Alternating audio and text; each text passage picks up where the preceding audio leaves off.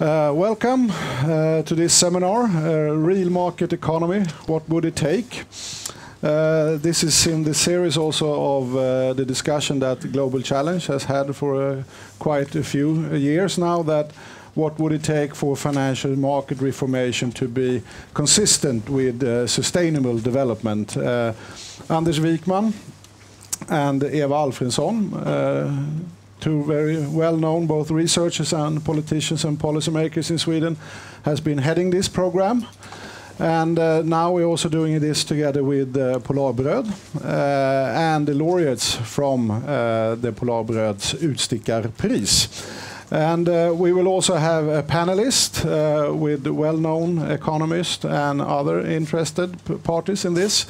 And we really would like to welcome Karin Bodin to present why Utstickarpriset. Welcome. Thank you. I'm Karin Bodin, and I'm part of the 5th generation of bakers from the Polarbröd family. Last year we celebrated our 40th anniversary under the name Polarbröd. We felt that it was time not only to be on the receiving end of appreciation, but to express some ourselves. We established the Utstickar Award to celebrate people who are brave enough to go their own way, who are able to think differently and be persistent, those who have the power to act but still show consideration. We call these people utstickare, those who stand out. And yes, the word also means a dough cutter, which is something we use in our bakeries every day. Utstickare makes a mark in the dough as well as in history. With the help of a skilled jury, we identified several candidates for the very first Utstickar Award. I'm so pleased to welcome the laureates of the 2012 award, Margrit Kennedy and Lietaer. Later we will listen to their valuable and indeed utstickande thoughts on our economic system. But before that, I would like to take this opportunity to ask all of you if you know of any utstickare. In 2013, we want to reward good leadership that has a positive impact on our society, be it big or small. Use these little business cards or brochures if you would like to nominate someone. Thank you. Thank you.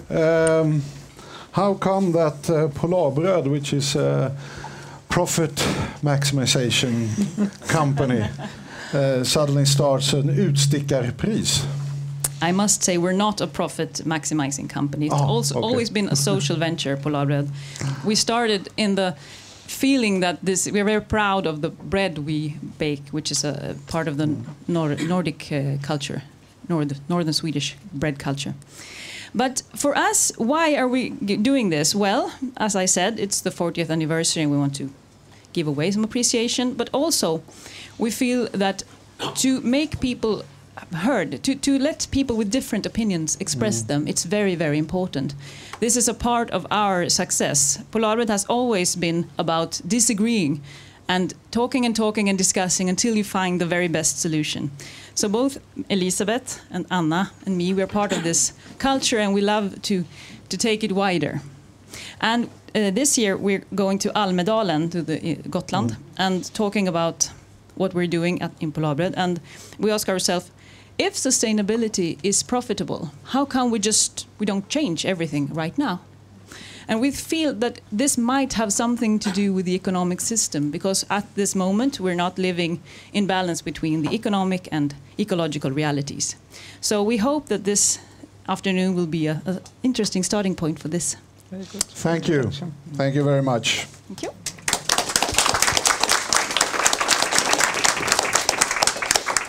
I think it's very interesting that Polarbröd has taken these initiatives since the orthodoxy of today's economics hasn't really supplied us with maybe all the answers that we need for the future. We having currently a huge crisis in both Europe and other parts of the world, and unemployment and unsustainable use of our ecological resources. So I think it's very brave and courageful to a company to take these initiatives.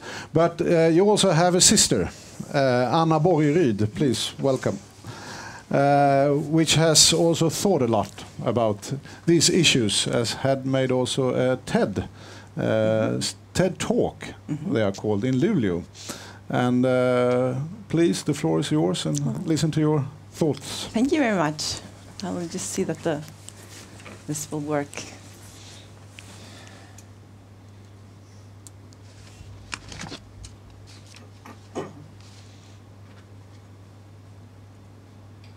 So, some technical issues here. I can see it here, but you obviously can't.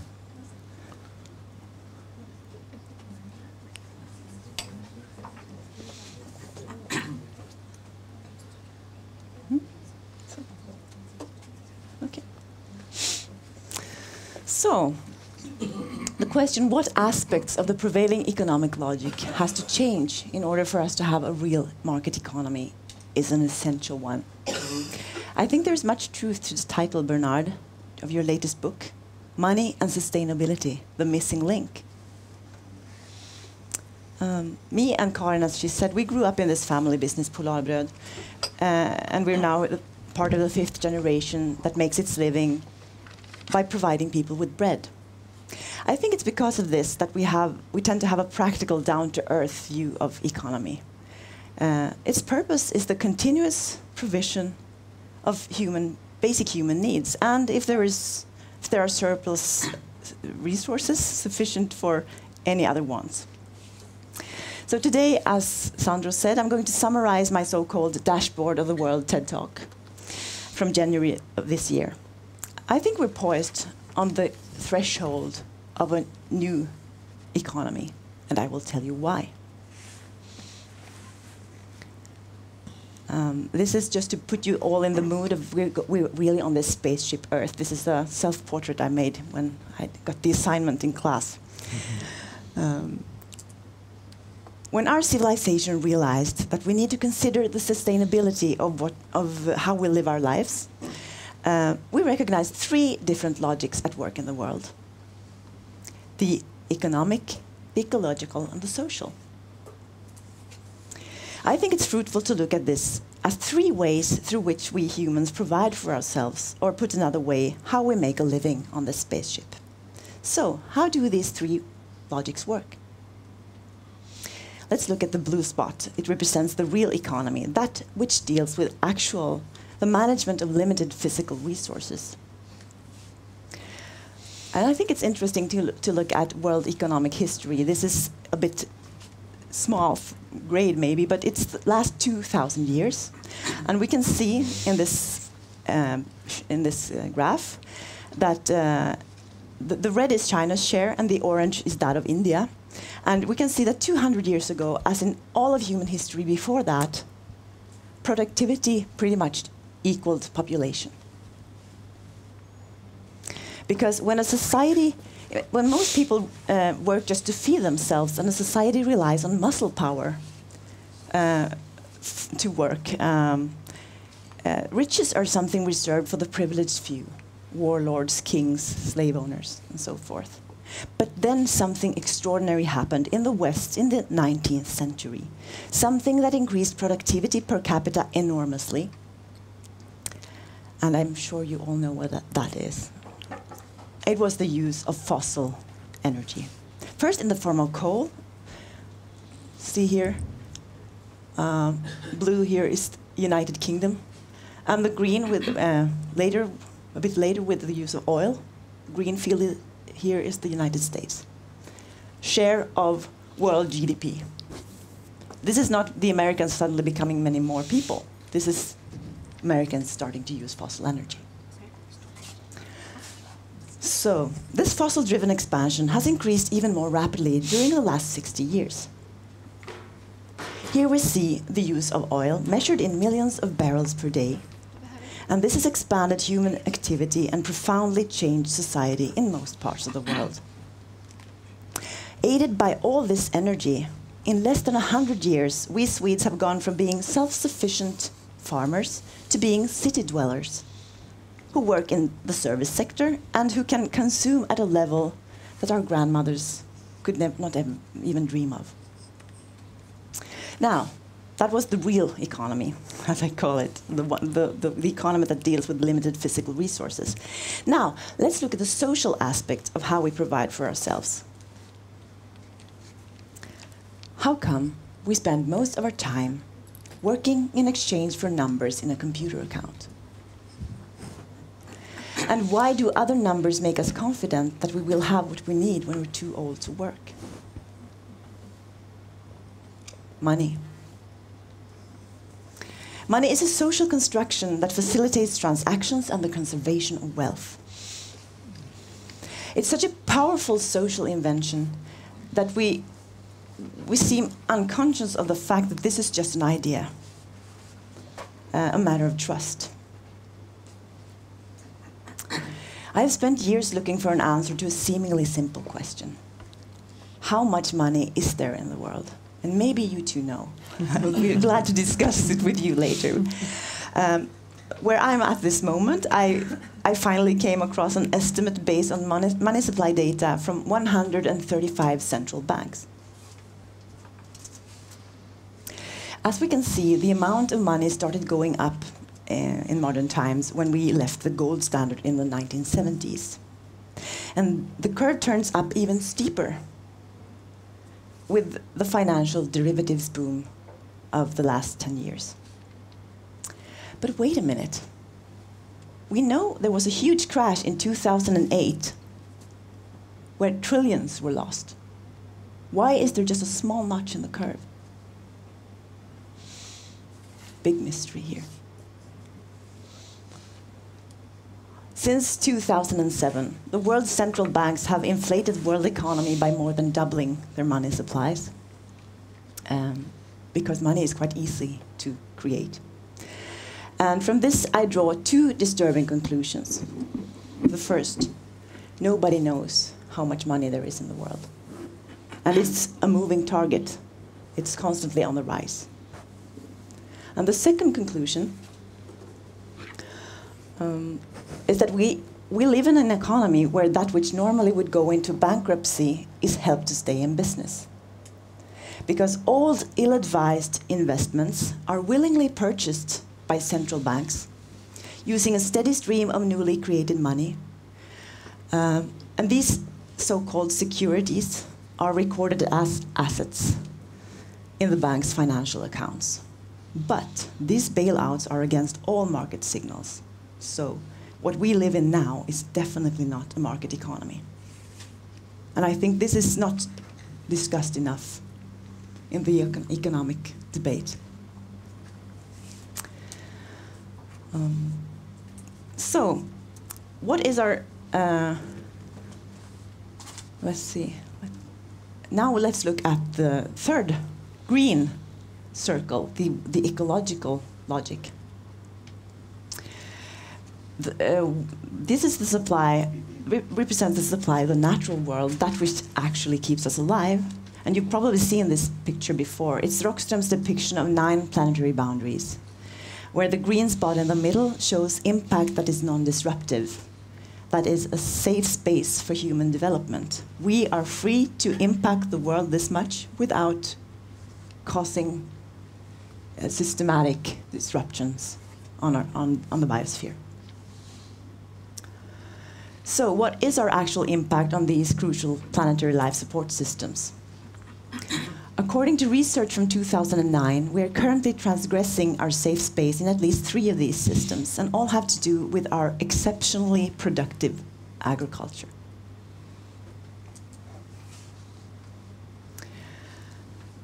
As we've seen in the graph of the 2,000 years of human productivity, it is this very system of food production that has made us very rich. And what used to take more than 70% of the workforce and most of our income, that is the food that we eat, now employs only a few percent in modern industrialized countries. And food in Sweden now only costs about 11% of our income. Since, however, these transgressions can't go on indefinitely, and since the 1980s, Earth's biocapacity has been falling due to this overshoot. We're currently consuming as if we had one and a half Earths at our disposal.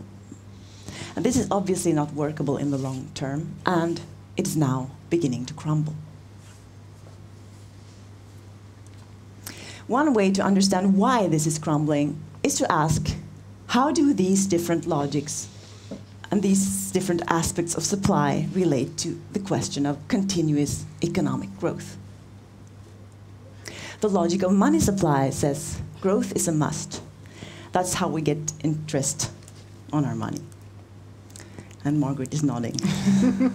She'll come to this soon, I'm sure. The real economy, that of limited physical resources, says, frankly, real growth based on productivity increases, is hard to achieve. And this is the field where we operate, we who produce bread or something else in the physical world. We face these logics. A rising cost of wheat, for instance, if there is a bad harvest, or whatever is the things that have to do with real physical resources. And the most important foundation, the biosphere that keeps us alive, as I said, says, as we could see in the planetary boundaries picture, I can't afford any more growth. And this is the essence of our dilemma. These are three different ways of looking at providing for ourselves, how we make our living, and they lead to three different mutually incompatible answers. And I have a background also. I've spent 10 years at the university. I'm a conflict researcher, and I can tell you that this is conflict. This is breaking our world apart as we speak. And this is what makes me very confident to just stand here and say, it is absolutely clear that we will have a new economy, whether we like it or not. The system that we're living in now is completely unsustainable. These tensions will rip it apart. And the only question is if this change will be the result of an unmanaged terrible crash, or if it's going to be a controlled adjustment to our safe operating space. And I hope that today, and this meeting, this gathering of interested and wise people, will be instrumental in bringing about a broad recognition of this whole. Because in order to respond well to the challenges we face, we need to grasp this problem holistically. I hope we begin to say it like it is and prioritize what is really important, that is, sustainably providing for humanity within the boundaries of spaceship Earth. This is what I really hope that we will move towards today. Because we can't change the natural laws that govern the biosphere. This is something we can never change. This is just physics and biology and chemistry. We must change the other two man-made logics, the ones we just made up. So they harmonize with this logic. For example, we have the old real economy norm that it is free to release fossil carbon into the atmosphere and to empty reserves of finite resources. That's a norm from the 19th century, when the Earth seemed huge and indestructible. And now we know that that is not the case. So why aren't we changing the norm? Another question our esteemed Utstickar Laureates will talk more about soon, I think, is the workings and norms of the money supply, the socially defined system of supply. That will probably need to change too, in order for a real market economy to take hold. When I say a real market economy, I mean one that does not operate on false assumptions.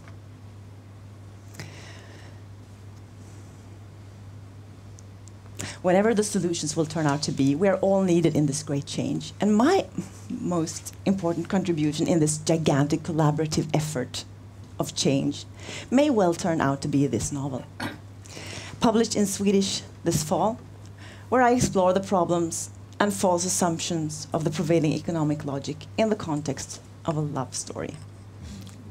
Don't ask me how. It just came to me. But I've worked on this for 14 years. Because to truly understand a problem is half of its solution. And on that note, I proudly welcome two people with deep understanding in our monetary system, with the words of the Utstickar jury. I'll show you from the event in December. This is 3 happy campers. Unfortunately, you were not able to come, but we celebrated you too. And with these words, with respect for humankind as well as nature, Margrit Kennedy and Bernard Lietaer courageously question something fundamental to our society, how our monetary system works. For decades, they have consistently challenged us to rethink money so that money encourages earth stewardship and investment that sustainably enriches communities. Margrit Kennedy and Bernard Lietaer are brave enough to go their own way. They inspire the rest of us to think in new ways about how to create a society that is good for people and a productive economy that works within the planet's boundaries. Thank you. Thank you.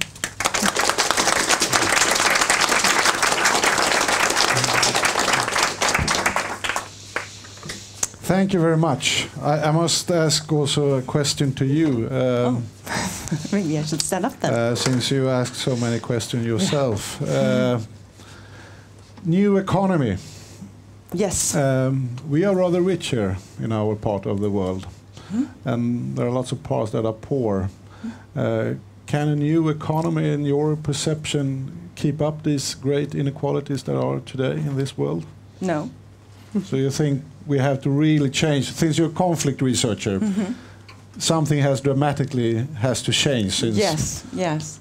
And now it's not even that those most productive will have most money. We're borrowing the wealth of the Western world. It's not even true productivity anymore. It used to be, but so this is a huge tension building up.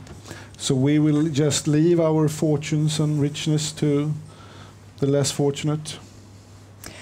I think the less fortunate are building new and more sustainable riches themselves. For instance, when a woman in Africa who used to walk miles to collect wood in order to cook for her family, if she can get access to solar panels, she will have true green growth. And that is something that we who are like we are on steroids, both through fossil energy, massive fossil energy use, and also borrowing for consumption. We have these two crutches, these steroids, and we have much more. The idea of green growth is much more theoretical and problematic in practice for us, but for Africa, it's perfectly doable. It sounds like we're going to hurt ourselves a bit when we fall off these crutches. Let's make it. Let's do it in a way that hurt less. Yeah. Thank you very much. Yes. So we go further in this seminar, and now it's the introduction from Margrit Kennedy about her thoughts on these issues. One of the laureates. We already heard why you got the prize, but now we will also hear your thoughts on the issue. Please welcome.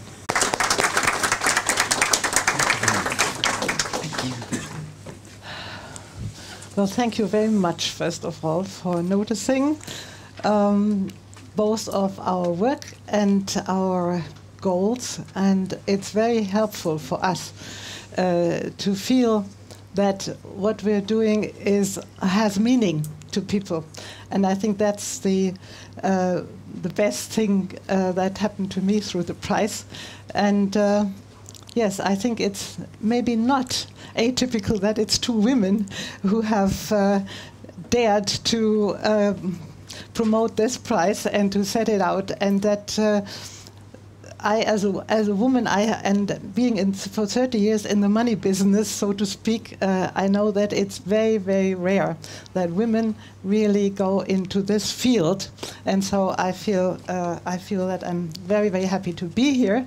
Thank you all for coming, and I would like to give you just a very brief summary of what I found in the 30 years since I discovered that there are some basic mistakes in our money system, and that I felt this to be the biggest lever that I could have in order to make the world a more sustainable and a more just and a more equal place for human beings to live in. And so I was glad to have this question put to us: what would it take for a market economy? I have to tell you that I'm an architect by training, and why did I go into the money sphere? Very simply, that when I was in charge of ecology and energy research in the International Building Exhibition in Berlin between 1979 and 84, we had lots of money to do interesting ecological projects. I discovered that wherever I lectured about these projects and models, there was somebody who came up to me afterwards and said, "It's all very good what you're doing, but it's not economical." And I said, if this is not economical, something must be wrong with economy. And there certainly was. And then after sort of guessing around for, I don't know, a year or two, I finally was in a lecture where I understood this. In the meantime, and I'll show you in a moment what it was, this is what happened since I discovered this mistake in the money system. And this used to be one of the topics of my lectures. Money rules the world, but who rules money? And that is Spiegel, as you know, is one of our most critical journals in Germany, showing all the great leaders of the Western world being puppets on the strings of the stock market. And why is that so? I think that this is a very interesting and very, shortest summary of what we need to look at when we look at money. Dennis Meadows, in Money and Sustainability, The Missing Link, the new book by Bernard Lietaer, in his preface says, "I now understand," and he really didn't understand that when he wrote The Limits of Growth. They had no idea that the money system was not a neutral rail over the economy, as economists were putting it at that time, and still today are putting it. He didn't know that, but now I understand that the prevailing financial system is incompatible with sustainability in 5 ways. And that is, it causes boom and bust cycles in the economy, produces short-term thinking, requires unending growth, concentrates wealth, and destroys social capital. So basically everything you just mentioned, all the 3 areas, Karin, are being affected by the money system. And this is just our present situation, which shows all the debt. I mean, this percentage figure relates to the gross national product in this country, and it shows basically that none of these countries will ever be able to repay their debt.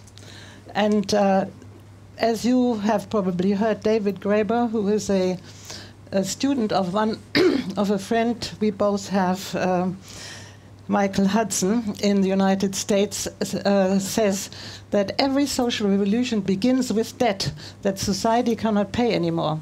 And this book he wrote on the first 5,000 years, debt, the first 5,000 years, shows where we stand. And we are very near to the place where social revolution is taking place. In fact, in Frankfurt this weekend, we have a Blockupy movement. There will be thousands of people from all the southern European countries, from Portugal, Greece, and so on, and hopefully thousands of Germans that are going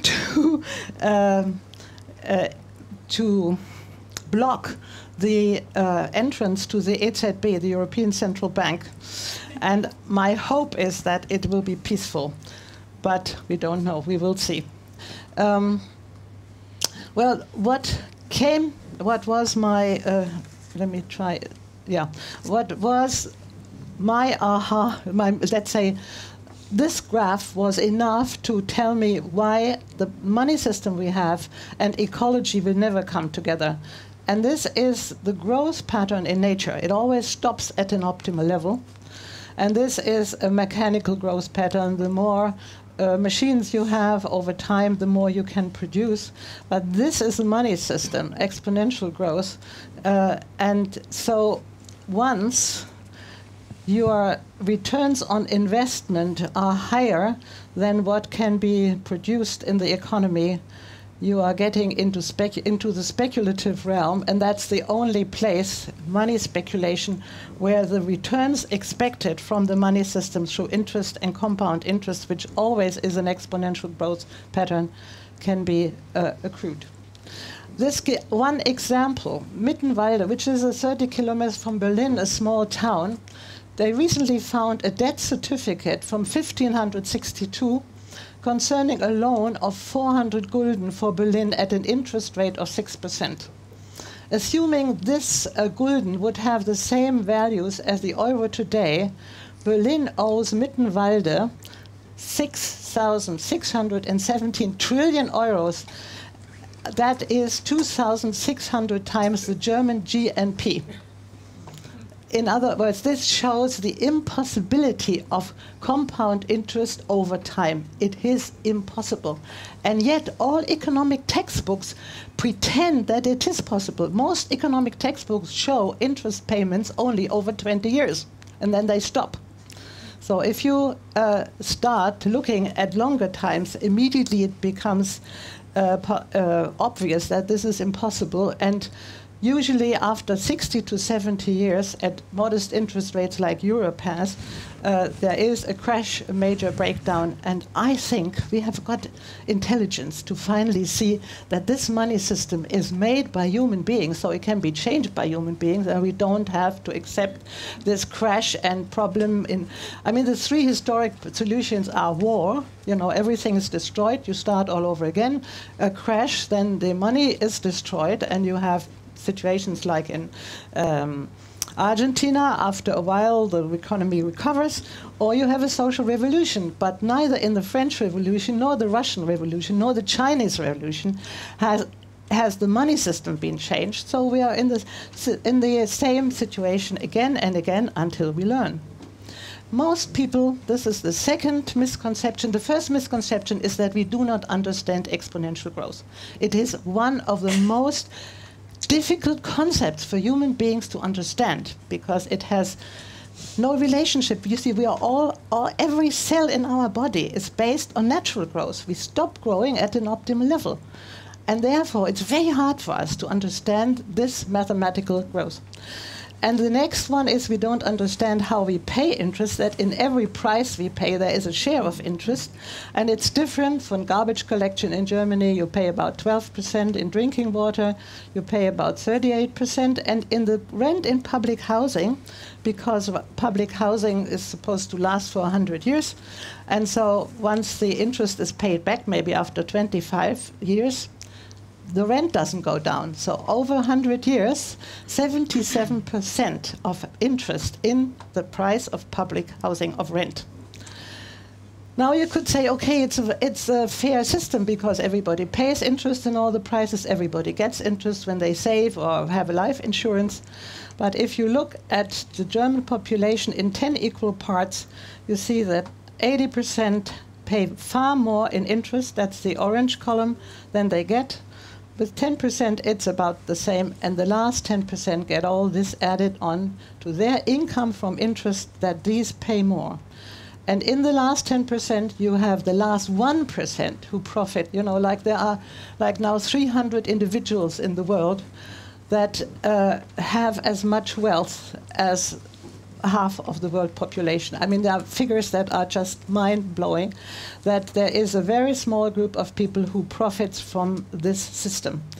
And this is the political social part, Anna, you know, that is part of the money system. And when I saw this, I almost forgot about the ecological part, because it's totally obvious that if you have a constant redistribution in the money system to in favor of a few individuals, then you cannot really keep up a democracy. This is the most deeply undemocratic system, and I believe you cannot have democracy and this money system at the same time. It's almost impossible. Unless you start redistributing through taxes. And I once talked to the economic advisor of Gro Harlem Brundtland in Norway, and he said, we are taking care of this by taxing people and then redistributing the tax to this group of people. And I said, first of all, do you believe this is actually, is it really happening? It really can outweigh the skewed distribution? And yeah, he said, well, you're absolutely right. And I said, and the second thing is, imagine all these people having to go to the government offices to get support for their rent. I mean, it's sort of inhuman that you have to all the time beg for the share that you actually should own. In a fair money system, you could do away with a lot of bureaucracy and a lot of human suffering. And this is just one more example why this money system is unsustainable. This is the German 100-Markschein, and this was worth between 50 and 2001, 20 pfennigs, and this is the least inflationary currency in the world. The dollar was worth 7 cents. And this is really, in a way, another way of raising taxes by increasing inflation that is creating more money than is actually justified by the economic output. You are robbing people who have no way of getting into a stable investment like very rich people have of their fair share. And when my mother had a insurance for her death and she died in the 90s, you could just buy a bunch of flowers for what would have paid her whole funeral originally. So, and then this is even for bankers, this is even really a little problematic when you see how the increase in transactions in foreign currency has increased between 1983 and 2010. Now we have this is 4 trillion, is it? $4 trillion. Yeah, and this little green part down here, about 2% of the total foreign transactions on the international markets is sufficient for all transactions for real goods, services, including tourism and so on. So if this system breaks down, there is just no place in the world, no bank in the world that can stop it, that can help us. I mean, it's just a very, very unstable situation we are in. And this shows if the laws in France had not changed in the 70s, that the central bank could give interest-free loans to the French government. We would have in 2009, instead of 78% debt compared to the gross national product, only 8.6%. So this would be nothing. And this is only dependent on the fact that the government has to borrow money from the not from the central bank, from the private banks at interest. And in 73, when this was changed, this also became the foundation of the Lisbon contract. So this is the same in all the European countries now. I don't know about Sweden, but I guess somebody can maybe tell you if Sweden also has to borrow from private banks at interest. Anybody knows? Anders? The Swedish public sector in total has a negative debt, so they have financial assets that are big more than the debt. So it's vice versa. Well, we'll maybe discuss this tomorrow. I would be really interested. Now you could say, okay, the main thing we should change is that central banks borrow money at no interest to governments. But here you have the figures from Germany. Now these are the debts in Germany and these are the assets. And just to make you sure that every asset is backed by a debt, in other words, or every debt is backed by an asset. And you see that the government debt has risen considerably. The assets have not risen that much. There is the industry in Germany rising debts. Very much less debt in the private sector. Here it is much more assets, and that is by far not equally distributed. You see, the 10%, the last 10% own most of these assets. But if our finance minister, Mr. Schäuble, says we have to reduce our debts, our government debts, then he would have to say we also have to reduce assets, because you cannot reduce debts without reducing assets. And they never say this, so you all the time get only half the truth on television and on in the newspapers.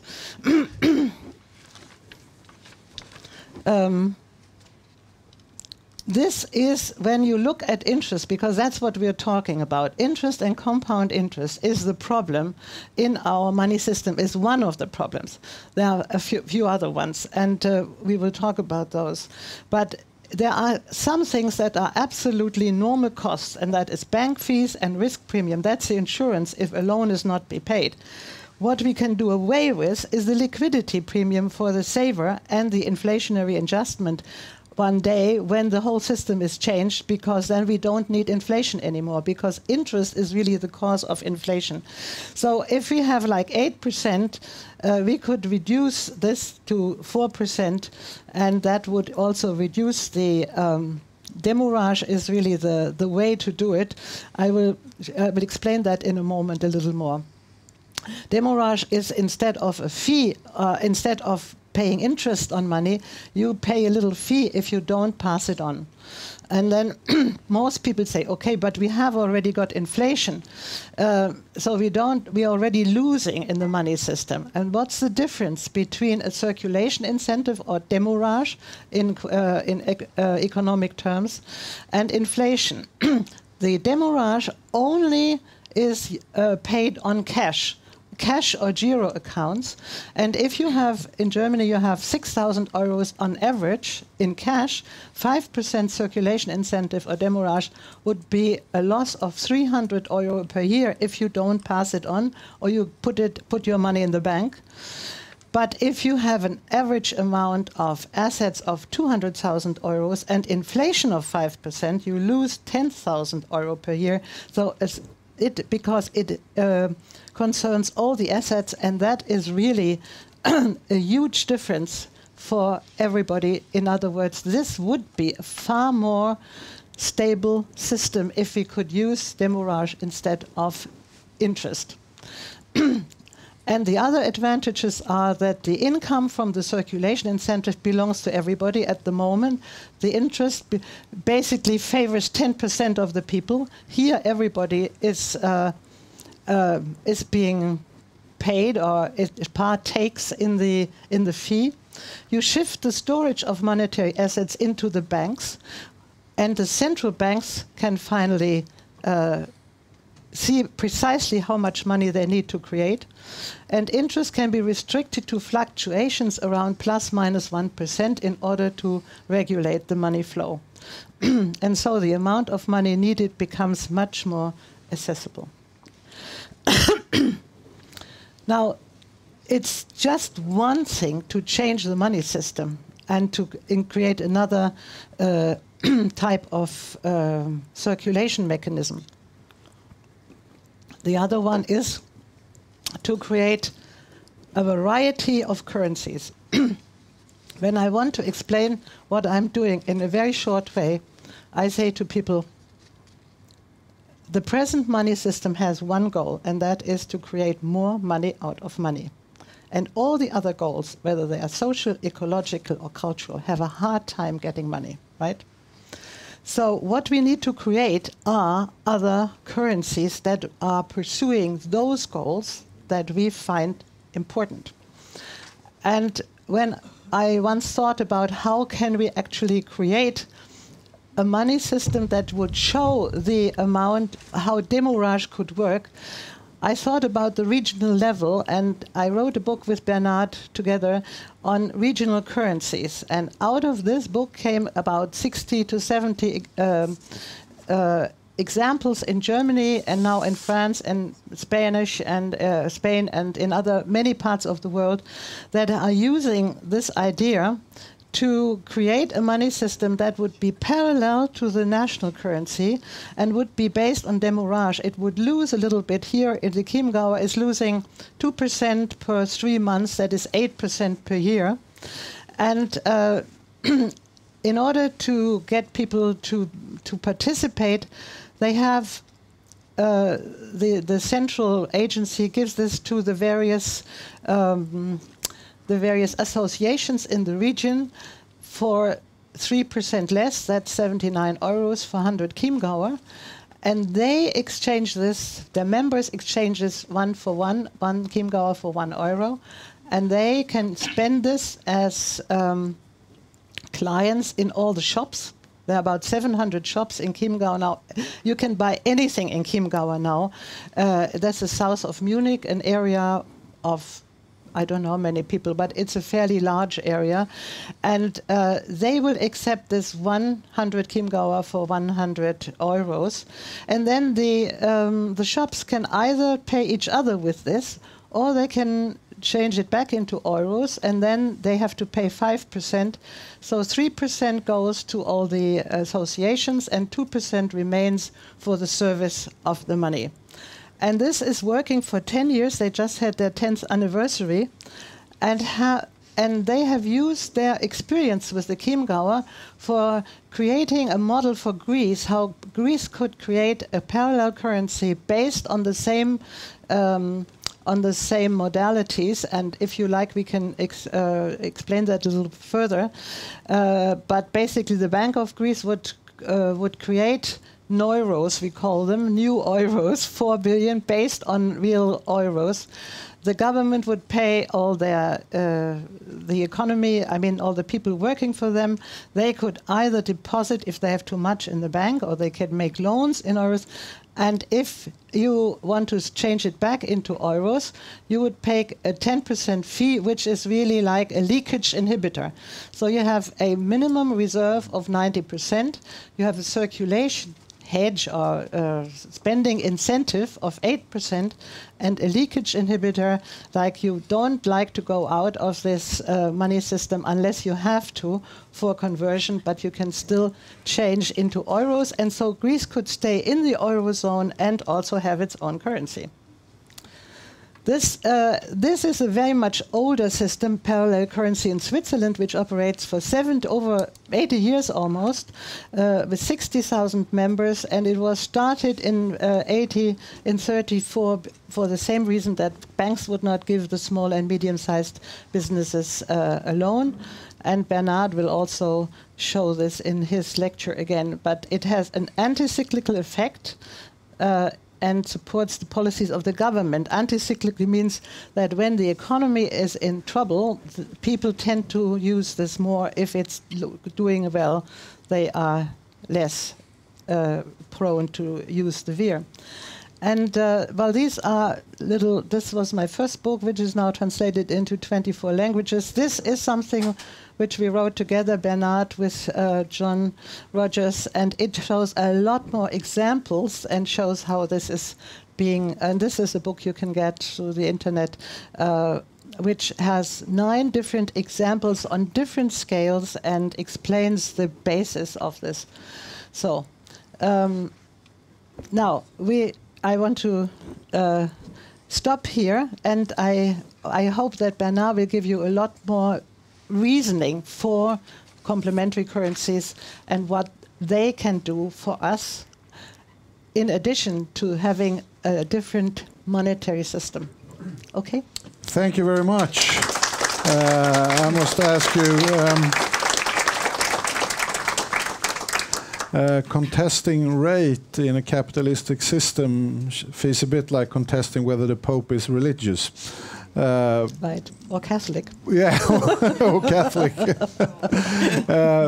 How do you feel the response by orthodoxy economics has been? That is really my.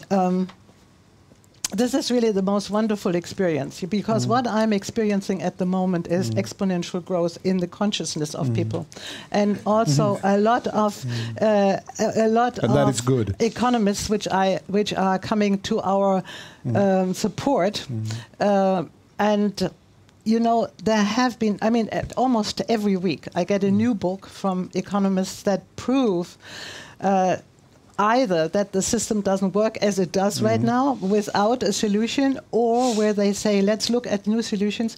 And we have had a UN conference in Geneva together with the ILO, where for the first time, Bernard was also talking there, where they have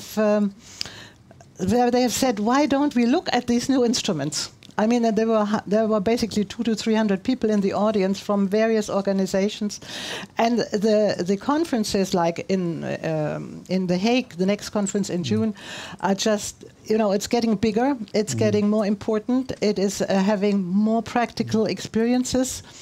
It's a slow process, but since 2008, 2007, 2008, the amount of people ready to listen, ready to do something have grown incredibly. And that is really, I find it wonderful to be, you know, to be now almost I'm going to be 75 next year. Oh, congratulations. To be at the height of my career, so in the money field at least, and just before I get 3/4 of a century old. Yeah, that sounds rather good, really. Yes. So you feel it's thinking outside the box is really a growing movement today? I can recommend it to everybody. Yes. Sounds like a good idea. Thank you very much. Thank you. Then we have Bernard Lietaer. Welcome up, and I understand you're going to speak a bit about different examples of regional currencies. So please, the floor is yours. Thank you. Thank you. I had to choose between two different topics in the time that have been allocated. One is actually giving the scientific reasons why we need more than one currency. And the second one is bringing the conversations that Margrit has beautifully proposed to the level of bringing down to earth in terms of real life examples. I have been suggested to take the second one. So the first thing I'd like to mention is my gratitude for the gesture that has been made. It is the first time that a public acknowledgement has been given for being Utstickar. So, yes. One of the characteristics of playing that role, you know, it's like the pioneers, right? You know how you recognize the pioneers? It's the one with all the arrows in the back. Anyway. People don't understand money. They don't understand money. And if you have gotten, the more degrees of economics you've gotten, the less you will understand it, because you will have a PhD in economics and never been told what money is or how it works, which is quite extraordinary. The reason is we're born in it, we live in it, we're familiar with it, and exactly as fish, they have no idea what water is. We don't have idea what money is. I'm making that claim, and I'm willing to support it for scientific evidence for those who want to. But that's in another conversation. Simplest thing, every economic textbook says this, right? That's not what money is. That is what money does. You understand the distinction? It's the functions of money. And it's a trap. By defining it that way, you always have the idea that we already have something that works. And it is not working well. As Margrit pointed out, for example, the store of value, even the Deutsche Mark hasn't been a good one. So by presenting it that way, you're actually, let me make the claim as follows. If we didn't have a word for transport, but only a word like horses, what would have happened? Nobody would have invented the bicycle. You would have perfected horses forever. And that's the trap that this definition gives. It's already there. This is my definition, my working definition. It's an agreement. It lives in the same space as marriage, or political parties, or nationalities, i.e. it only lives in our head. That does not make it not real. But it's an agreement within a particular community to use something standardized as a medium of exchange.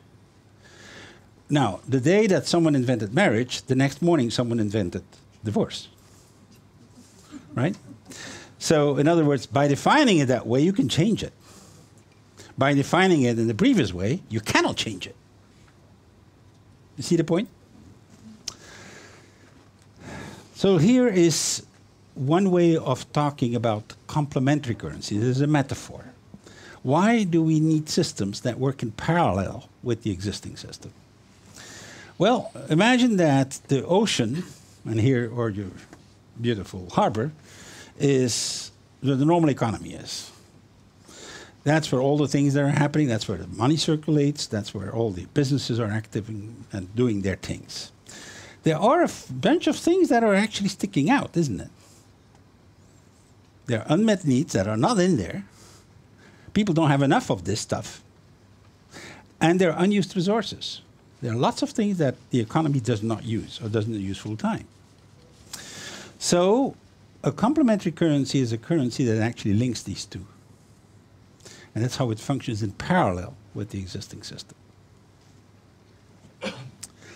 Now, you have a commercial example which is well known, which is 45 years old now, invented by American Airlines initially as a gimmick, as a marketing gimmick, which means frequent flyer miles. Why did they invent frequent flyer miles in the airline industry? Well, they were linking an unmet need from the airline viewpoint, customer loyalty. People were just going to fly the cheapest flight, which is not necessarily Scandinavian Airlines every time, and with an empty seat. And they made the bridge. They made the bridge, and this seat has been sure to be empty because they're managing this. That's why I can't use frequent flyer miles around Christmas. Right? So this is a way of using spare resources. We can do this on a larger scale. We can do this for other things than miles. Okay? And the point about this is that frequent flyer miles have no social purpose. They don't really do anything good for society. They do something good for the airlines, but that's about it.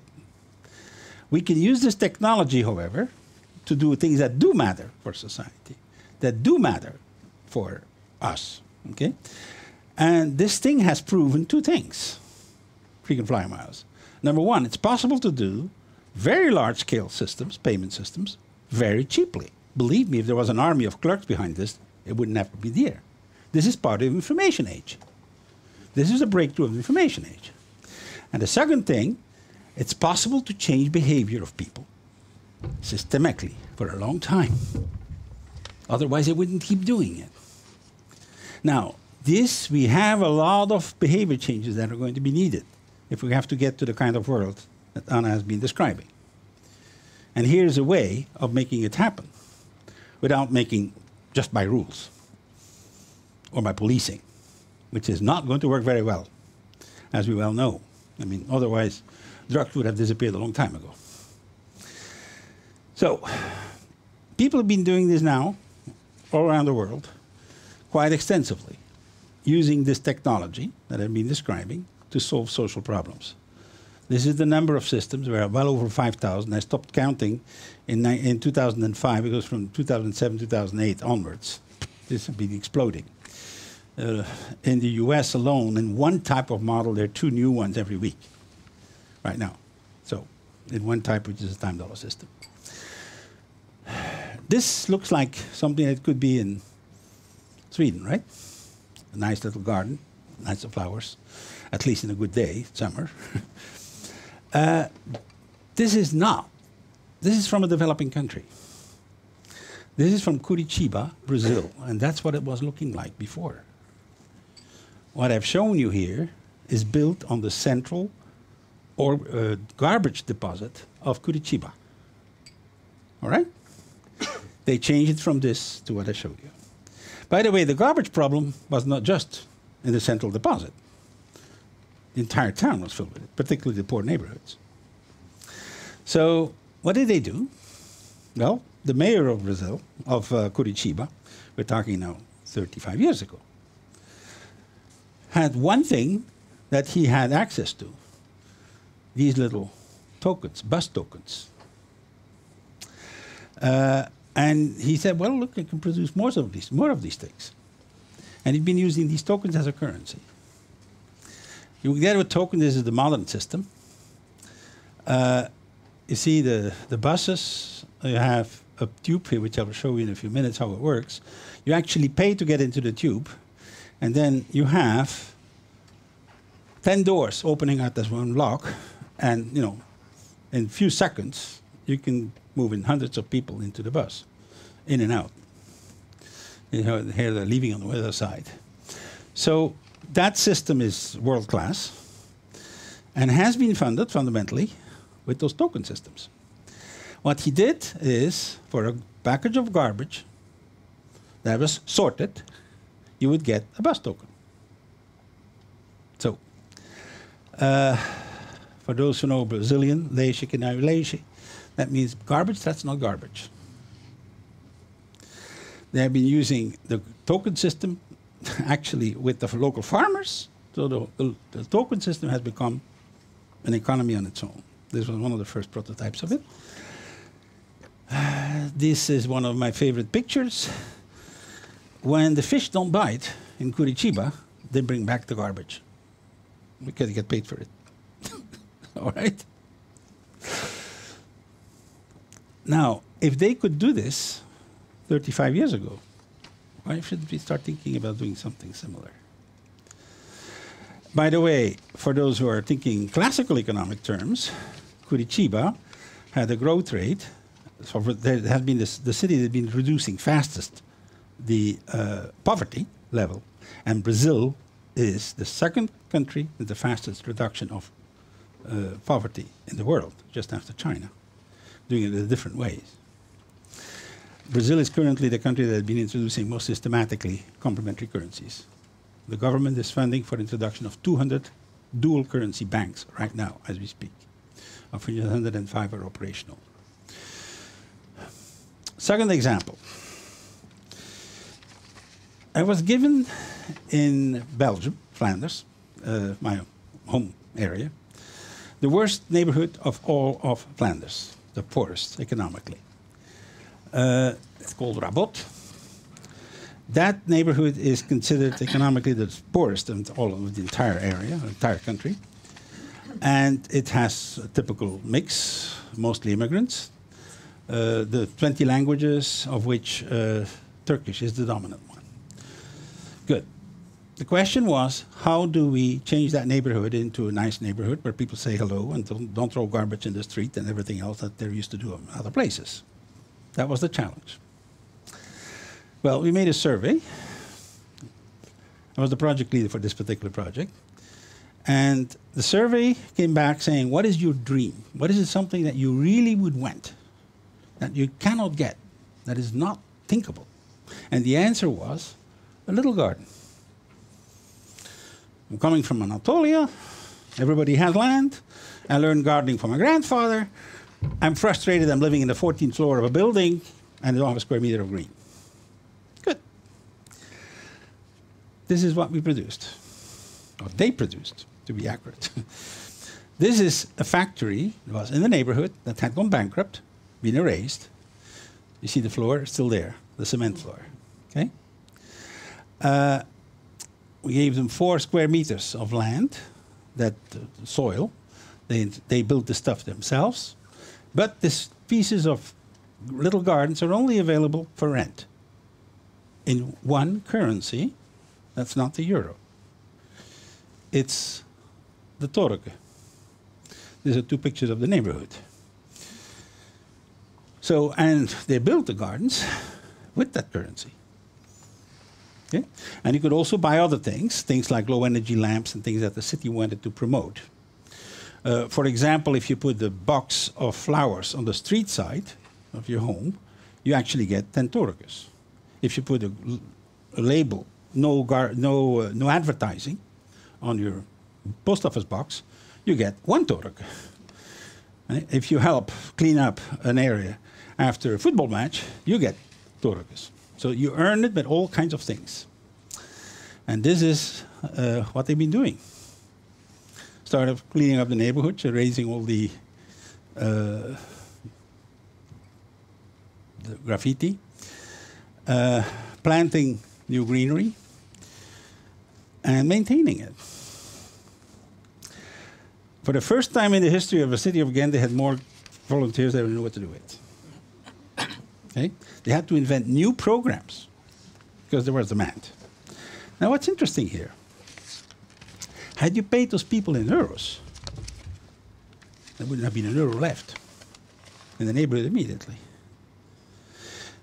This became more valuable than euros because it realized their dream. You see the point? You can actually create a currency that's more valuable than the national currency. In addition, from the city perspective, the same euro budget had the first year 3 times, and now the second year is completed 20 times more results in the field.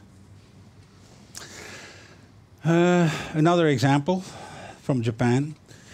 All our countries are fast aging. Japan was the first country to hit that wall back in the middle 90s. We're now all on the same way. 1.8 million people need daily support. And you cannot pay that with conventional money. Simply not going to happen. So they invented a Furiakipu system, which is a time-based currency. There are now 478 systems operational. And I earn time units for example, doing shopping. Everything that's not covered by national health care is payable in Furiakipu. Okay? And with the Furiakipu, what can I do? Well, first of all, I can get the same kind of services. I have a flu, I call someone up, and someone will pick up my kids or pick up medication or whatever it is that I need that they don't get out. Okay? Or I can send my units to my mother, who lives in another part of the country. And there are 2 clearinghouses that actually send this credit units around the country. This saves a lot of money, including conventional money, because when a person breaks her leg, an elderly person breaks her leg, she's being put in the hospital and to repair the leg, that's paid by the national health care, but then she can go home much quicker because there's a support system available. Time banking is a similar idea which has been developed since the 1980s in America. There are now 400 systems operational.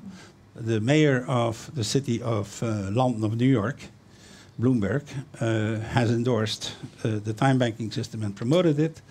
The largest system in America is now in New York, dealing with healthcare issues. Time banking has been officially declared tax exempt in America. The reason being that it solves problems that otherwise would cost a lot of dollars. And it does it at no cost to the government. Spontaneously bottom up.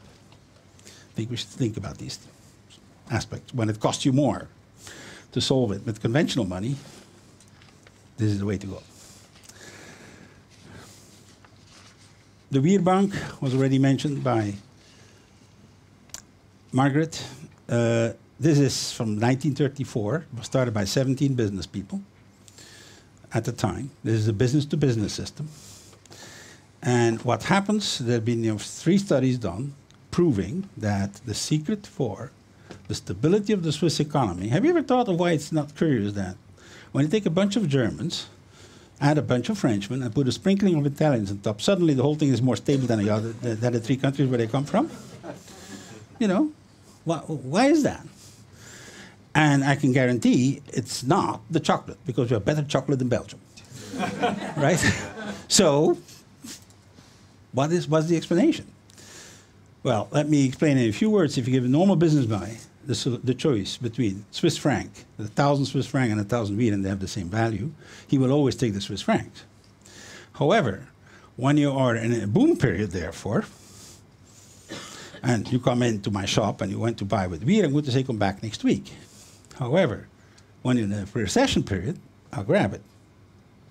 So the system automatically actually stabilizes the economy. It's a counter-cyclical thing, as this has been proven macroeconomically stabilizing the Swiss economy. And nobody ever talks about it. Quite remarkable. The last example I'm going to give is one that was involved in Lithuania and is being introduced this year. Lithuania has the first woman president now. And she said she wants to have the country become a learning country. She wants foreigners to come to Lithuania to learn something. Of course, she couldn't offer the warm beaches or the Greek temples or other Egyptian pyramids to attract the tourists, but fine. But that's her objective. Now, one way would be that Lithuanians who are typically bilingual now, with bilingual Lithuanian Russian or Lithuanian Polish, want to become trilingual with a language that would be more important for the future. So that's what they want to become trilingual. The other thing is proficient in internet use. And finally, have more intergenerational contacts, which I think are objectives that Sweden could be comfortable with. Now, there are two comparative advantages. One of them, this one, Sweden was the most cabled country until 2010. In Lithuania is now, since 2011. So that's one of the advantages. And the second one is the penetration of mobile phones, 120%. So even the babies walk around with mobile phones. Actually, no. What happens is that everybody has a double SIM card. Okay? So that is the positive points that were used for the design of what I'm going to explain. And it is starting by getting out of the box of the usual way of teaching. It starts with a dream. So we have a citizen and a dream. I had a 16-year-old whose dream was to go learn Vipassana Buddhism in Burma. Okay? I had a 15-year-old girl whose dream was to spend a weekend with her hero, who was a Nobel Prize of Physics. Why? So, why not? Start with a dream. They create the Lithuanian Foundation that will be the Learning Foundation. And they made a contract. The contract says, if you want to go to Burma and do what you want to do there, that will cost you $3,000. 3,000 hours of teaching or learning. And you can start doing that. And the DORA flows are in red here. And by the way, all the DORA account is the mobile phone number. Everybody has one. Okay? So already the system is in place. All the non-profits can get involved to the extent they have a learning component, and most of them do. They could start playing the same role in the DORA world that conventional businesses do in the dollar or in the Lietaer world or in the Swedish krona world, another conventional economy. Because they organize activities of people that actually include a learning component. For example, organize English learning, if that's what you want to do. Now, at a certain point, the kid has the $3,000. He brings them back to the Learning Foundation, and they realize his dream. They do the resources, the contacts. They're going to make a calling for all the miles that are not used in Lithuania to fund the project for the component of airline tickets. So this is one of the projects. As we all know, the kids are a lot better than we are, certainly than I am, in terms of playing with the internet. So you can actually have kids and adults, or senior adults, both earning DORAs by actually learning how to get the internet more effectively. A second example is for kids below that age, first primary school, they go and interview someone who is over 80 and ask one question. What did you learn in your life that's useful for my life? And record that, an audio, make a multimedia product out of that, make a whole, but if it's just an audio tape, you get $50. If you have a multimedia product, it's $250, and so on. And every year we have a competition for the 10 best contributions to the Wisdom Archive, and they get $10,000. Cost to the government, zero. Right? We could have lots of other examples. I'm not going to. One of them is business-to-business systems. We now have a better model than the WIR, which is actually operational in Brazil and in Uruguay. It's a convertible business-to-business currency, convertible into national currency. We need a global currency that's nobody's national currency and programs corporations to think long-term, one of the problems that were identified by Margrit. The dual currency banking as a poverty reduction system, and so on. Why is all this particularly relevant now? Well, one picture replaces a lot of words. You can look from the political right to the political left, or from the top to the bottom, but the picture is pretty homogeneous. We are in a mess in the monetary domain. And by the way, it's not just the euro.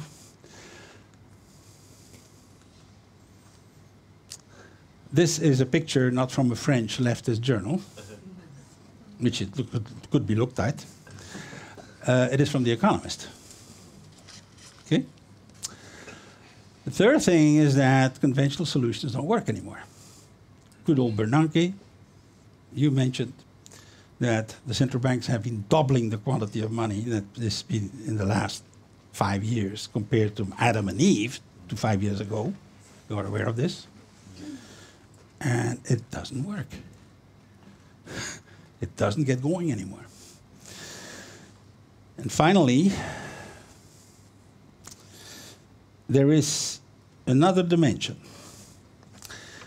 If you compare all patriarchal societies in history, Sumer, Babylonia, Greece, Rome, and since the Renaissance time, the Western world, they all have been using the same currency system.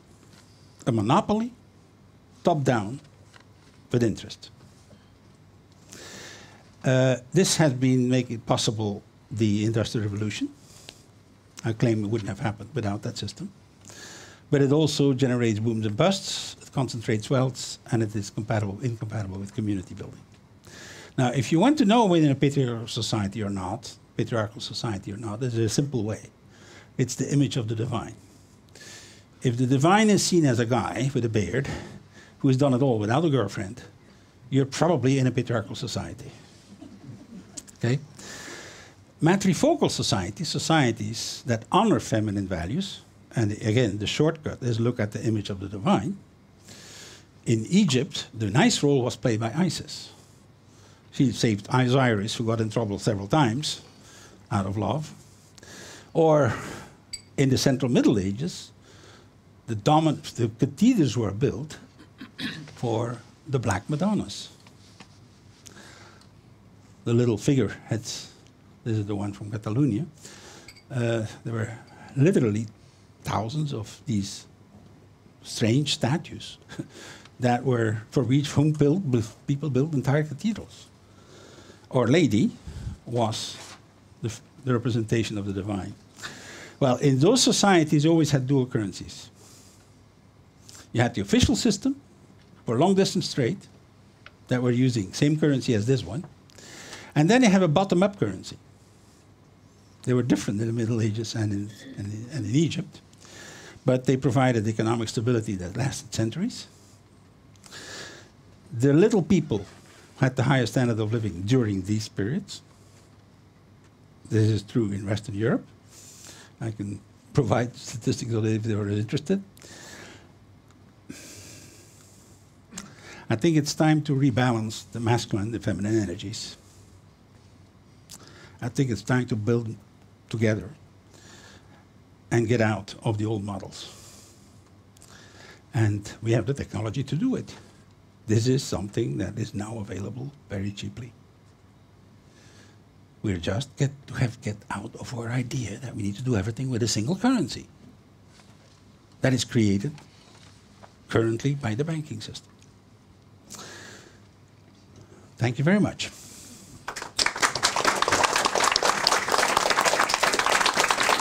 There are some books. I've perpetrated some books on that topic. So this is the one I've been referring to here, and this is another one that you're familiar with. So, thank you, Bernard. I think Anna and Karin want to do. This is you. I already poured this for you. Oh, thank you. Since you weren't at the ceremony earlier, please, Bernard, please stay on stage. Okay. Please, Anna, Karin, the floor is yours. Oh, good Lord. So, Bernard, now we finally have you here, and now we want to give you this token of our appreciation. Wow. And you need the applause also. Yes, the applause for Bernard. Thank you so much. Thank you. Thank you.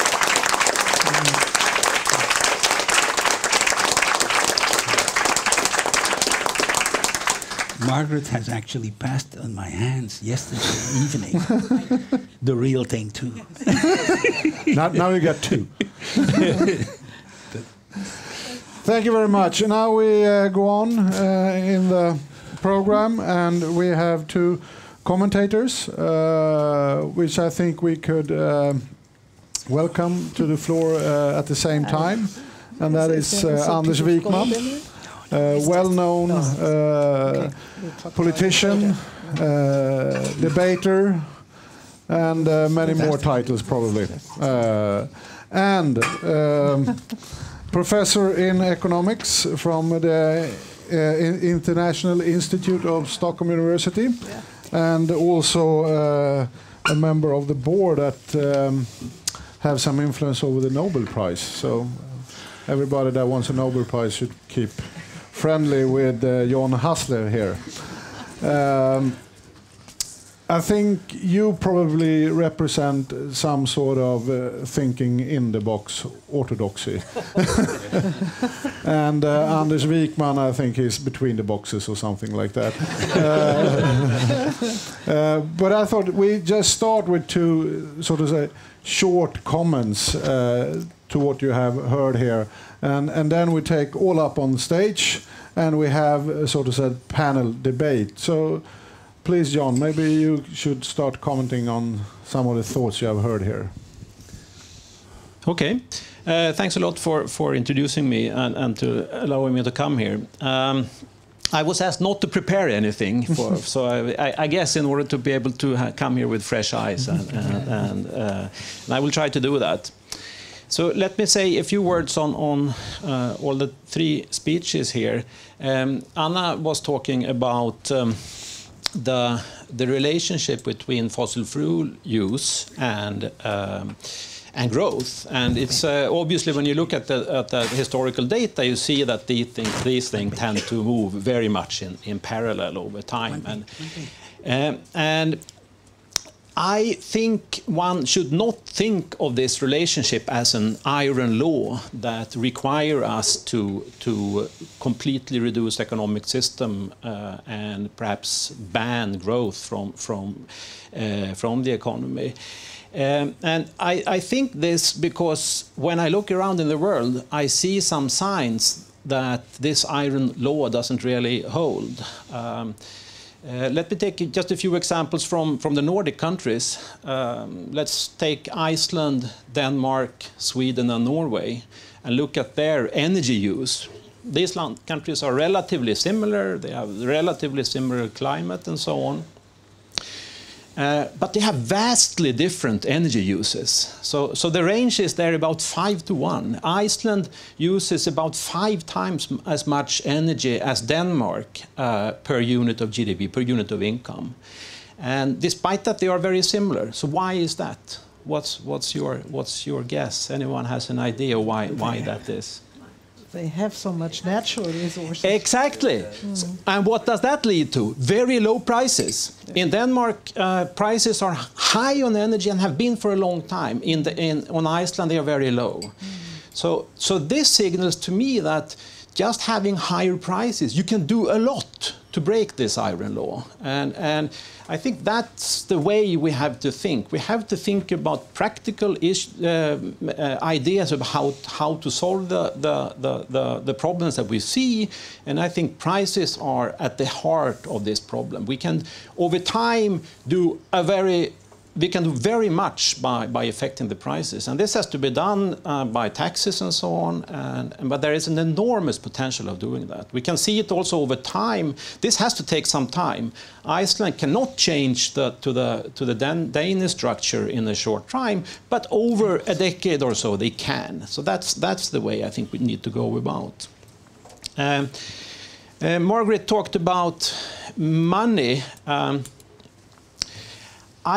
I got the feeling that you were talking about greed rather than money, and perhaps that is the main problem in the economy, that we have too much greed and too short-sightedness. That's a possibility. I don't see what Bernard talked about money, and I'm going to come back to your comments what it is. But if we think about money in the conventional view as just currency, coins and notes in circulation, it seems difficult to think that that's the main problem. And even so, if it were, it seems like the problem is disappearing by itself, because currency in the form of notes and coins as a share of GDP tends to fall over time. Even during the crisis, it hasn't increased very much, and that is because if you look in the US, for example, what's happened there is that the central bank, the Fed, has bought a lot of other papers like government bonds and student loans and house loans, and paid them with money, but this money has flown back directly to the accounts of the Fed, so the amount of currency out in circulation hasn't changed much, and that this would be kind of it's a sign of that something is wrong in society. I agree, and people have bought too much houses and so on in the US, but that this is kind of a key problem in sustainability of the world. I have a hard time seeing, actually.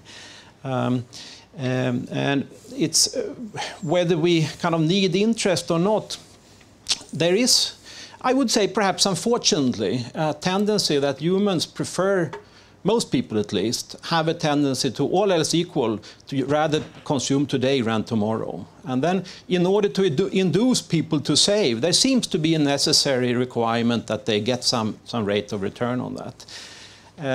One might wish that were not the case, but it's and one might also be able to convince people to think more about the future and demand less interest. But that's the way we have to go then. Just to abolish interest rate is simply going to mean that people consume more today and save less, and I don't see that would be any help. Bernard, I agree completely with your initial statements that actually a true definition of money doesn't come until the advanced PhD courses in monetary theory. And I also agree with your definition that money should be seen as an agreement or kind of a mutual belief that if I value it, you also value it. And we have... And in that sense, it is fragile. If people stop believing in it, it doesn't work anymore. So I certainly agree with that. I think some people argue that actually the only true value of money is that you can pay taxes with it. So otherwise, it's not really much true value in it. And I think that's probably true. You were talking about competing currencies and competing monies, and I think actually you have a point there. Complementing. Okay, not competing. Complementary. Sorry, yeah. I mean, of course, one can kind of be a little rude here and say that some of these examples might be driven by tax advantages. Frequent flyer miles is Not only is it good for the companies, but it also, you don't have to pay value-added taxes and so on, and that might be some of the reasons for the developments that you were talking about. But I think there is something more. Certainly society needs more than greed. Absolutely. We need norms, we need mutual understandings, we need trust. And there seems to be at least some evidence that these norms and trust sometimes erodes if you put money into the system. There are at least a couple of interesting examples of that. There's a famous paper that came out in an economic journal quite recently, or a couple of years ago, where they had a problem in a daycare school in Israel. And the problem was that parents tended to come too late to pick up their kids. And this became a problem. So they said, let's then introduce a monetary fine on those that come late. And probably there was some economist behind this idea. And what happened? People started coming later. And why was that? Well, the explanation the authors had was that if you now have kind of a way of paying for being late, that's okay. Then it becomes okay to come late. Before, there was a kind of a, not perfectly functioning, but anyway, a norm that you should try to be on time, and that norm disappeared when you introduced money in the system.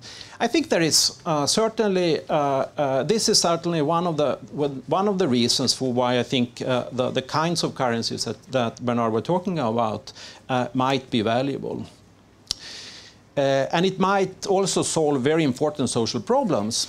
I have a hard time seeing that it is at least the key way to solving the global sustainability issues. Certainly important problems, but not, for example, the problem of CO2 and fossil fuel use. Thank you very much. Was that in the box or outside? Or? I think that was rather, like in the box, but politely also acknowledging that there is a world outside the box. So I think you made a wonderful balanced act there. Anders, your comments? Thank you. Of course, it's not black or white, but I think you need a lot of outside-the-box thinking. Let me try to build on what you said and just make a few comments to each of the three introductions, and thank you very much for them. Anna, you sort of gave a broader presentation than just focusing on the financial banking system, and you sort of indicated a number of requirements for a sound, for a sustainable economy, dealing with how we value natural capital, ecosystem services, how we deal with the risk of resource scarcity through taxes, for instance, the whole issue of how we measure progress, that GDP is not a sufficient indicator. You stress the importance of cheap oil, and I very much agree. I mean, it's fascinating to see how things changed from 1859 and onwards, when the first oil production started somewhere in Pennsylvania. And I think the point you make is that society is very much dependent on access to high-quality energy. And I agree with John that, of course, there are enormous differences in both efficiency, effectiveness in different countries. I mean, look at Japan and compare it with the US. The energy intensity is 3 times higher in the US on average. So, of course, there are enormous opportunities to use resources more efficiently. The problem has been, however, that this so-called decoupling normally is eaten up either by the so-called rebound effect or by additional growth.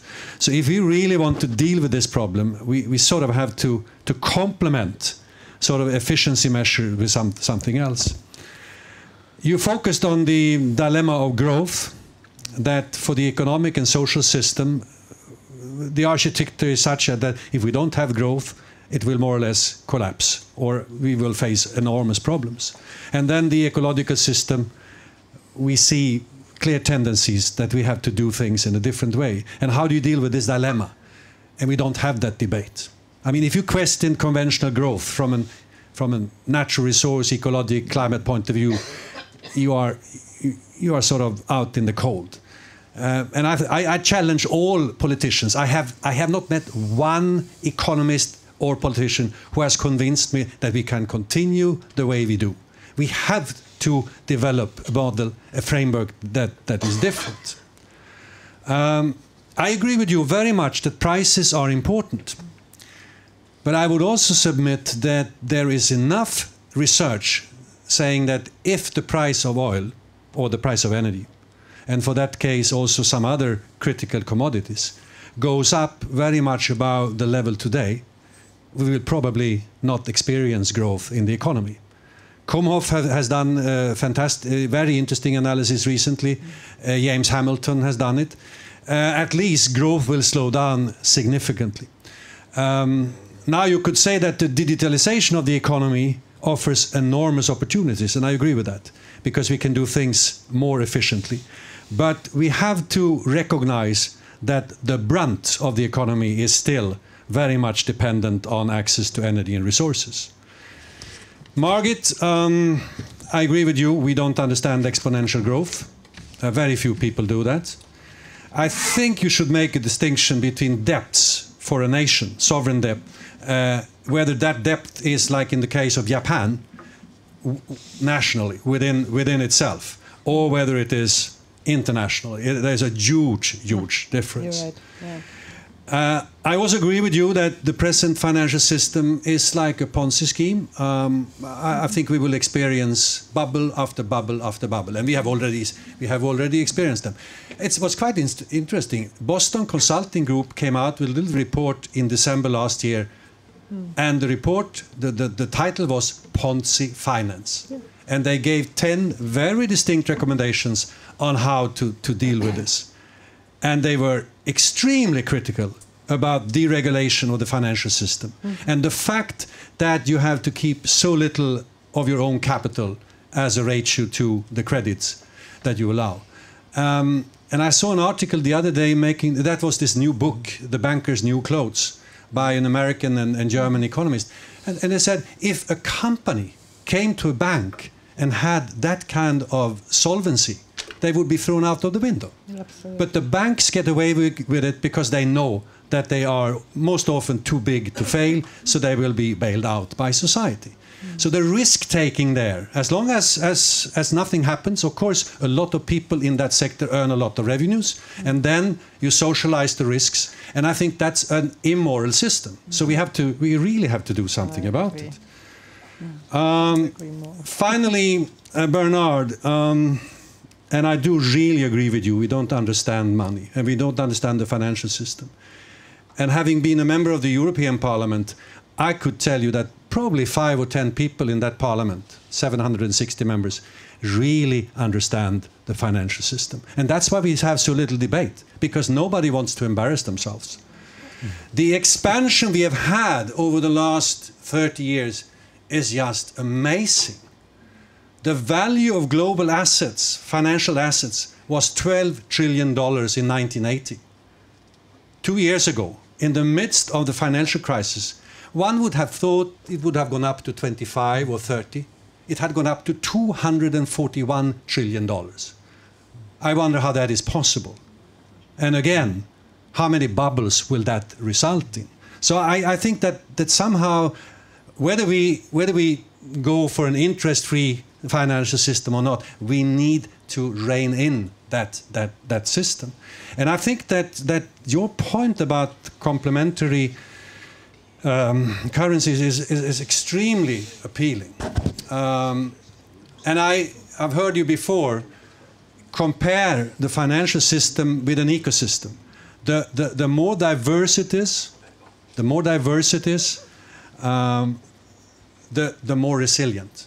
And I very much agree with that. And the examples you gave point in the direction of addressing particular social and societal needs. So no, I think that's fantastic. Last point. You're noticing I'm starting to move tables. Yeah, persons. I see that. That's a bit of a signal. But being at the end of the tunnel now, finally, what disturbs me most from a sustainability point of view is that absent a carbon price in the global economy, most of the financial sector doesn't care about the long-term risks associated with the carbon economy and climate risks.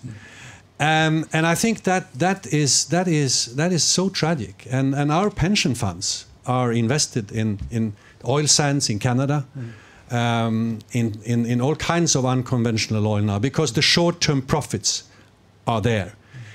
It also leads to the fact that investments in renewable energy is for the first time in 10 years globally going down significantly. And I'm not surprised.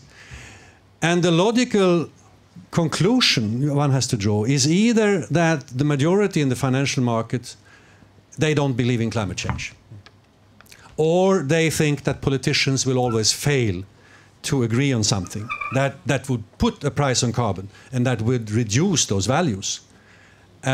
Or they think we are going to be smart enough, so we will jump ship just before the values of these stocks fall down.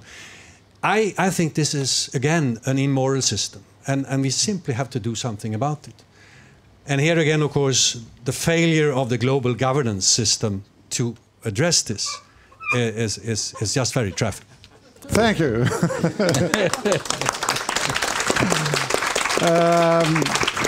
Then I ask Anna, Margrit, and Bernard, please come on stage again. Thank you. You have a little table here.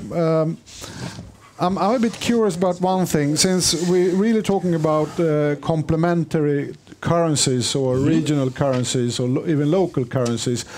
I'm a bit confused because you said we can't really use taxes and other regulation to inhibit the development. But if you look at, for example, in the United States, the richest percent, which we talk a lot about today, and the bottom 90, so to say, the richest percent of the United States had a worse income development between 45 and 1980 than the median income.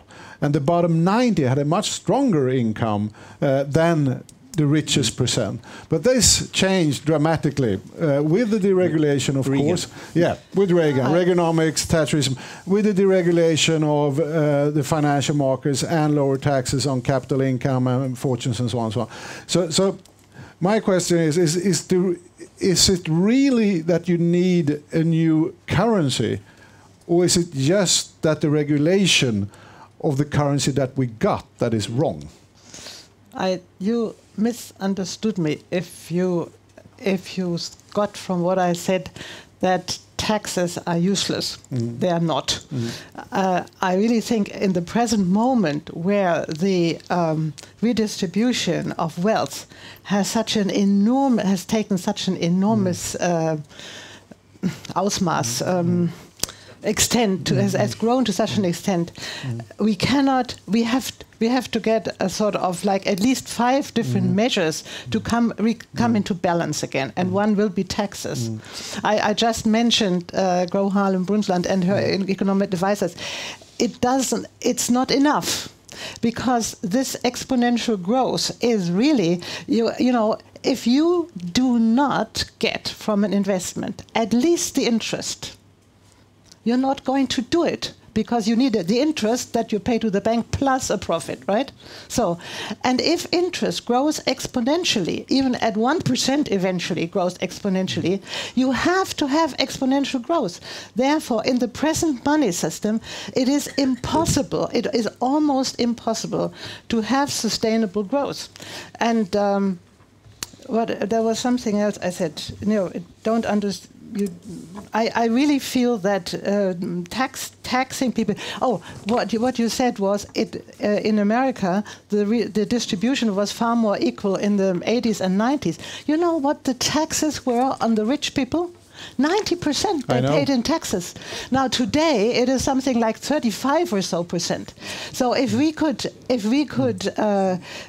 come back again to really taxing the wealthy, which I suggest, although I'm fairly wealthy myself, I really feel we are going a long way towards more justice. And I think the biggest problem in the world at the moment is the drifting apart of wealth of a very small group with enormous power and the large majority of basically not having much. I realize that all are very engaged in their issues, but we just have, like 5-10 minutes more. So, but I thought you were shaking your head, and that always gets you the comment.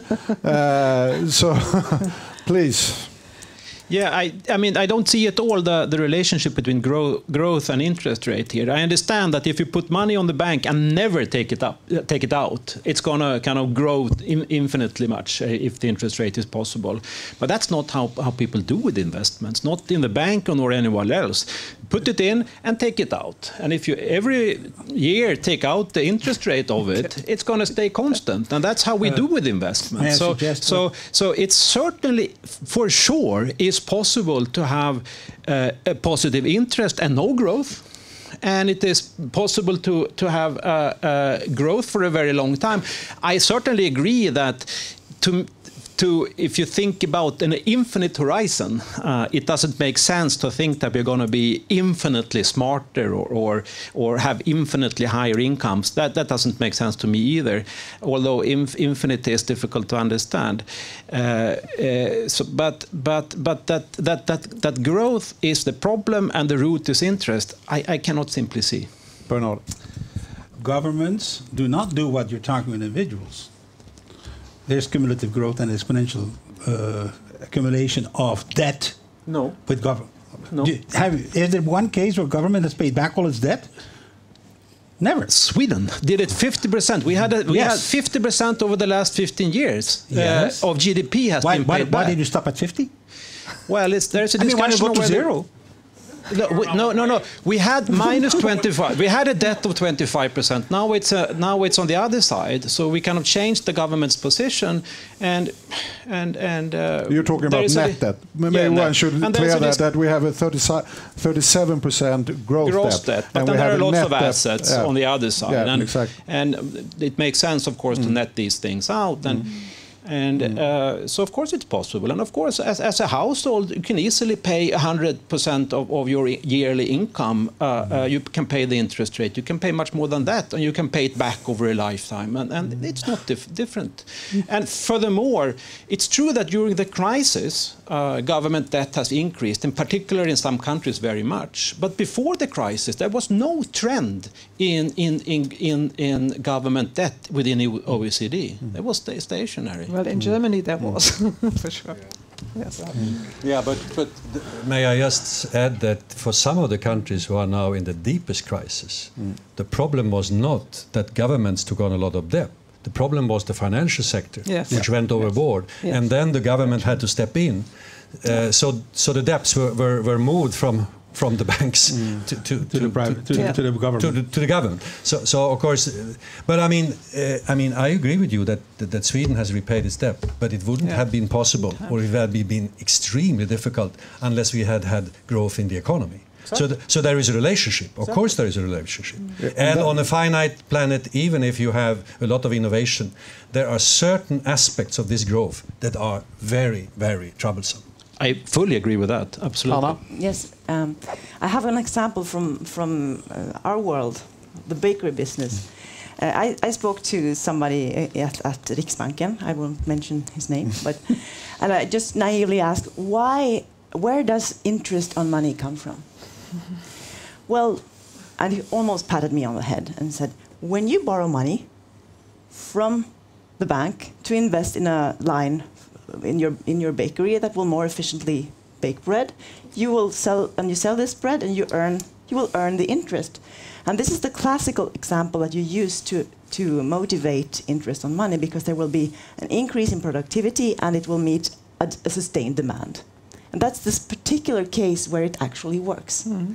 But my point is that anyone who successfully produces will have money of their own. So we are actually in the reverse situation, that we have capital that we need to place to earn interest in excess what we need for the baker, because we have to, how much bread can people eat?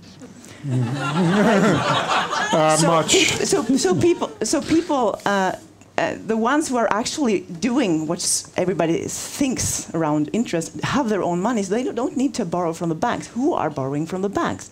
People are borrowing from the banks for their housing, and the house prices go like this, and salaries don't go like that. So these bubbles, even though we can brag that Sweden's debt rate in terms of state debt is going down, our personal private debts are going through the roof. And where is that ability to pay going to come from? Because we look at Polarbröd again. When we come to ICA and Axfood and Coop and say, excuse me, we've had this löneförhandlingar, we have this wage bargaining. Wages are going up. We need to raise the prices, and they say, you have to buy more machines, make it more efficient, and let people go. That's the way we do it in Sweden. So less and less people are working in the productive industry sector, because we have to. We are proudly part of the food industry, and that's what builds Swedish. Competitiveness. Yes, exactly. And then we go into service sectors, and we can't move with the interest in our productivity. So what will happen? I think this is a main problem. And it also turns this thing around, that you say we have to induce people to save with a return rate on interest. But now it's actually, since so much of the borrowing is going on for consumption, it's the other way around. With all these cheap credits around, people are consuming more than they have because they can borrow more. So it's the thing is totally inverted. But that has exactly been that's exactly what I'm saying. There is in the current crisis in some of the countries, including Sweden, there has been a tendency that people reduce their consumption, and in the short run that's bad. So we want to keep it up, and so you reduce interest rate, and then they save less. So that's exactly what I'm saying. But not just saving less; they're borrowing more. Actually. But that's kind of the difference between the demand and the supply of savings goes in the direction that there is less savings and less supply of savings, and more demand for borrowing. So that's exactly what we have wanted during the crisis. But you're not concerned about the debt level. If you look at the total debt level, both household and companies and government debt, you have, for example, in UK you have 5 times GDP. In Japan you have 5 times GDP. Sweden 4.5 GDP, and so on. And they are really, like in a historical context, rather high debt level. But you don't have any concern about these debt levels. Well, the total. I don't recognize those figures, but certainly I'm concerned for, in particular, some of these countries, and in some of these countries we've already seen the consequences. If we're talking about Sweden, I am slightly worried, but much less concerned. That's true. And of course, if we go back to the exponential issue, these trends of increasing debt cannot continue. That's for sure. But it's not necessarily the case that we need to go back to exactly the same debt-to-income ratios that we had in the 70s, for example. But they cannot continue. I agree with that. Margrit. We have made some research on how economists justify interest. And there are like 24 reasons. One you gave, that you make better use of resources, etc. There are 3 issues they never tackle. One is really the exponential growth. They just don't tackle that issue. The second is that they do not tackle the issue of redistribution through the interest system, which is, on a worldwide scale, is really grueling. And the third is that there was another one. Short-termism. Short-termism. And you had 2 other ones, which I listed. Anyway, so there are, if you are an economist, you have to just imagine, if you are an economist and you want to study economics, or you want to become an economist, you cannot question the interest, because it is the basis of all the models that you're using. You are pulling the rug out from under all the theories. You are saying that the Pope is not a Catholic. Exactly. And the second one is that if you are a banker, it's exactly the same. Imagine somebody coming into the bank and saying, I want to have an apprenticeship here, and I like what we're doing, but with the interest system, we have to really think about that again. You know, you're going to be out of the bank the next day because you just can't do it. So in other words, and if you're an economist and you really question the interest system, there are very few people who can do that. Mostly I found people who are in retirement. They already have had their career. They don't endanger their survival. Then they can suddenly open their mouth and say, you are absolutely right. And I'm fed up with economists that are sort of not tackling the real issues. And you know, for 30 years ago, I just felt like the child in the emperor's new clothes, saying the emperor has no clothes on. And by now, I'm getting more and more support from all kinds of sides. And I've never, ever found anybody who has given me answers to these three basic questions, maybe five. I'm a bit of an economist too, Yeah. but I'm not sure I dare to say that. But I agree totally with you that one driver of inequality is interest rates, since you have such a high Gini coefficient for wealth distribution. Yeah. So that is very true, the statement, so to say. But not the only one. But that was one of your three, so to say, points. Yeah. Why don't we just make the wealth distribution much more even? Then it's not a driver anymore. Then you have to, if you would do that tomorrow. Okay, I agree with you. If you would do it's that and you just, don't change the money system, in 50, 60 years you have the same problem. This is why I never point fingers to the bankers, to those who keep that system alive, because it's not the people, it is the system. And unless we understand, enough people understand we have to change the system, we're not going to do anything. Okay. Well, the system, will it not eventually be changed by the people? Because they will not tolerate a system which it will collapse, and then we are going to use the same system all over again. In another 60, 50, 60 years, we collapse again. I think I've had it. I want it to be changed. And may I just ask? But you're not winning this. You're not the moderator. Can I ask Sandro, you and John? Can you give me a sort of some kind of hint? How could we, in the short term, ensure that long-term risks associated with resource scarcity, climate change, etc., is in a better way incorporated and integrated into what the bank and the financial system doing? Because today it is not, and it's very risky for all of us. I mean, leave aside who it hurts, but you will have stranded assets all over the place. And I mean, the fact that there is no global price on carbon doesn't mean that there are no risks. The insurance companies know there are risks, and they start, raising their voices. But the banking and finance system in general is not. Why? Now I'm moderator, but I think it's other money's problem. You have a system that handle other people's money. And that system has its own logics. And I agree totally with you. It doesn't concern itself with long-term and risk for ecological system and so on. And I think the only solution is taking away other money problem. That is to make, so to say, pension funds and other, so to say, our money more democratic. And I think if you put our money into the democratic room, and have, so to say, an articulation of what do we want to do with this money, then I think you can, so to say, the system will adapt to that.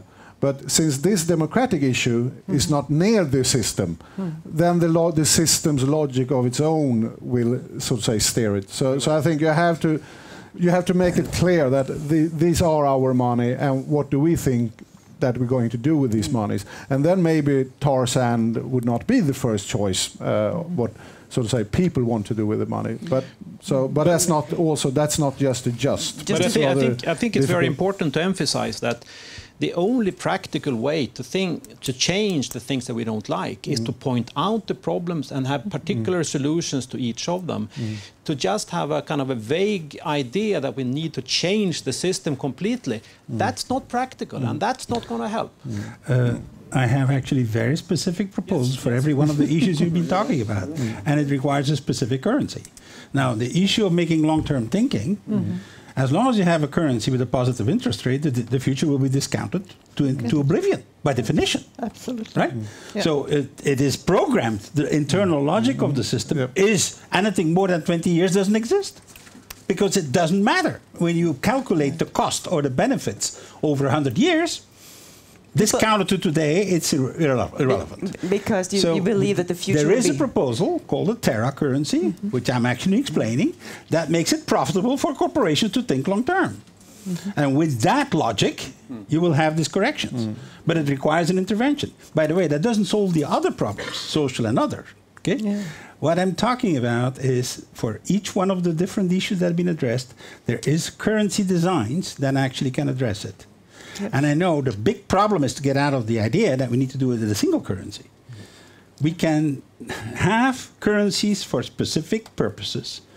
And the key role for taxes is to give value to a currency that otherwise would have none.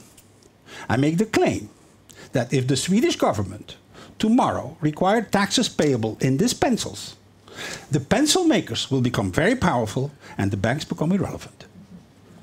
Well, of course. Well, here's the point. Why not have the Swedish government issue itself a currency other than bank debt money to solve whatever social problems and other things that they want to do, and require a tax payable in that currency, and you're going to have a completely different system. That's the point. Why not? You're shaking your head.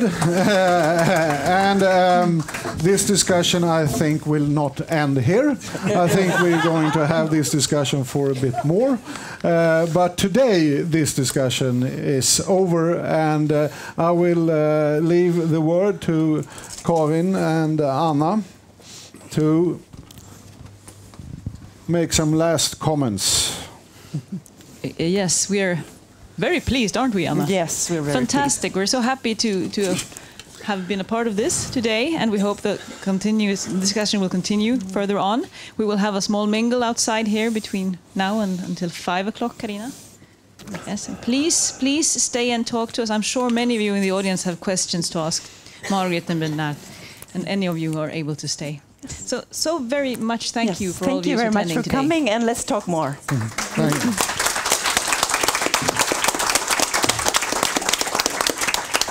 Oh.